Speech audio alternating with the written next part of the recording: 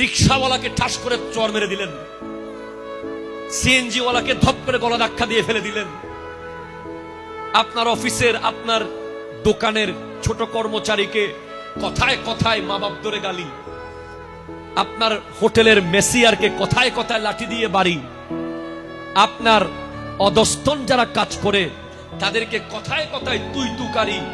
না না না, হ্যাঁ আপনি শাসন করবেন, একবার দুইবার তিনবার আপনি শাসন করবেন। এখন আমরা মনে করি যে সোয়ারের বদলে লাথি দিতে পারলে আমি বোধহয় জিতে গেছি। কথা বলো ঠিক কিনা, কথা বলো। আমরা মনে করি যে আমাকে সোয়ার দিছে, আমি যদি লাথি দিতে না পারি আমি তো শেষ।